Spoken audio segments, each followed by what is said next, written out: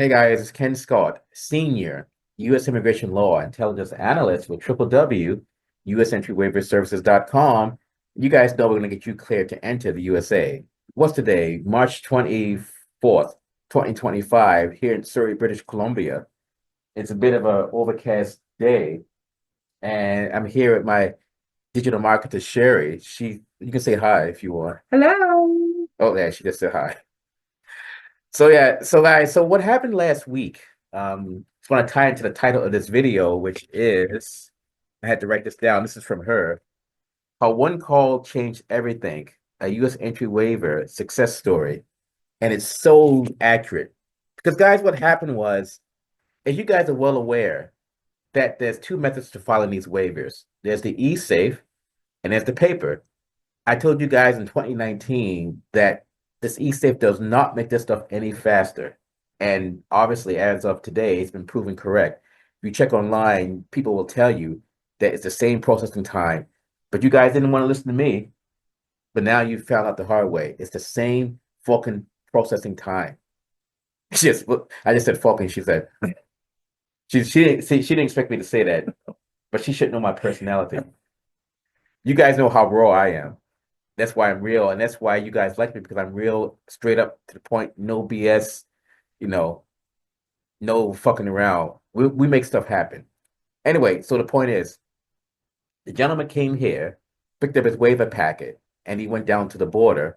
Now the borders we deal with, the officers know me, and it's great interaction, great rapport, all that good stuff. He got a gentleman at the booth who was not a nice guy, let's just say. I'll give him that respect. The officer told him to go home and say do the electronic version, and he also was kind of gruff with the guy. So I said, no, that's not happening because you guys, meaning you clients, are my family, and I don't play that shit. So I called over there, and she was there. She heard it. She's over here I shocked. did. I did. She can't believe it. She's I never was heard. very impressed, actually. She she's never heard me use this kind of language on air. But anyway, I made a call over there, spoke to the not to the officer who was rough with him, but I spoke to another one who was inside the station. And then he was apologetic. And I was professional, but polite, say, hey guys, my guy just came down there to submit his waiver. Like, what's the deal here? Why was he told to leave? And he said, no, I'll check on it. He called his supervisor, put him on the phone. Nice guy, nice supervisor, really nice. And he and I had some, BS chat back and forth about people we know who used to work for the system. Because you guys know I used to be a law enforcement officer anyway in Washington State. And even though he didn't know me, he knew people I used to work with. So, I mean, that was great. Bottom line is, he said, you know what, Ken? And I'm not making this up. She heard this. She was shocked. He said, send your guy back. And I did. The guy actually waited there close to the border, went inside. They were totally apologetic to the gentleman. Of course, they covered for the gruff one, but that's a given because officers cover for one another. So it's called the code, what's it called? The blue code, I think it's called. And because of that, he went in there, got sorted out, dropped off his waiver, paid the government fee, and he left. And then he rang me back. He was so happy that it was done correctly. But the point is, one call did it all. One call saved the day. What do you think about that? I think that's amazing. Most people who tried to do it on their own would go down there, get denied, or told to go home and do it online. There is an immense amount of paperwork to be filled out for the application. Yes. Doing all of that online would be an insane transition of work. And, Thank and if they're not computer savvy, you have another problem. So it's just amazing that you were able to actually be called on the spot like that. A lot of people cannot be gotten a hold of that quickly or respond that quickly or have the power and courage to call down and call out the officers when they were wrong. So I think it's a very, very vital thing, and everyone needs you on their side. Well, thank you. I appreciate the all the kind words. And yeah, it's been like that for 20 years. But when you've worked for the US government, you know how these officers think and how they operate. This stuff is not hard for us. I mean, it's just kind of like if a guy works at a butcher shop and you walk into his store and says, hey, can I get I don't know, 5 T-bone steaks? It's like, oh, yeah, of course you can. It's a no-brainer to him. He just cuts off 5 steaks. Here you go, wrap them up. there you go. But now that she said that, and based upon what I just told you guys, this is why when you retain us, we get this stuff sorted out quite proper. You guys use these goddamn discount waiver companies to get bent over the table. You guys deserve what you get because you know full well you're dealing with Uncle Sam, and you know what it's like right now dealing with the border, and you know full well when you deal with these federal officers, some of them are pleasant, some of them are unpleasant, to say the least. You might even get detained, like the bird Jasmine Maroney or Maroney, whatever the name was, the one recently here who got detained by ICE, but because the fact that she broke U.S. immigration law, no one forced her to. She suffered the punishment, and yeah, it's really messed up. It's unfortunate that she was put in shackles. Yeah, she was shackled.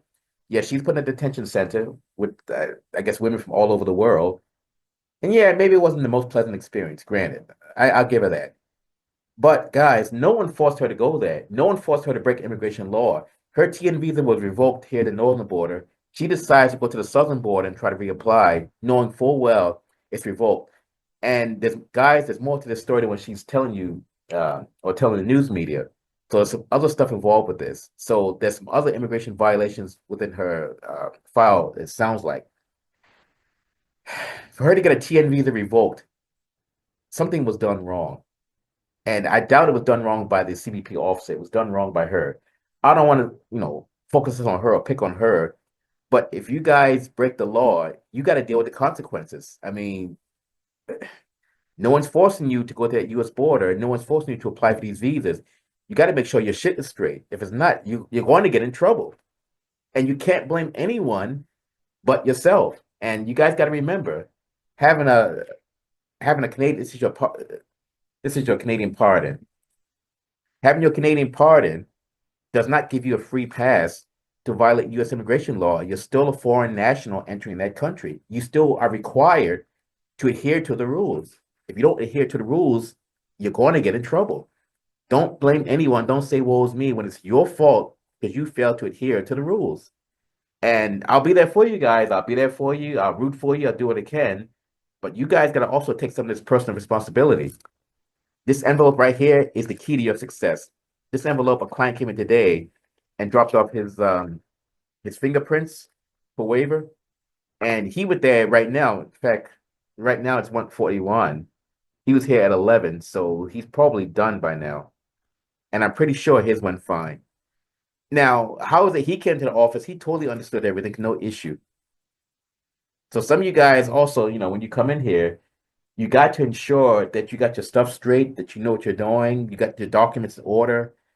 And once all that's done, we'll send you down there, get you filed, get you cleared. You can go to, USA with the family, go to Vegas, go wherever, Maui.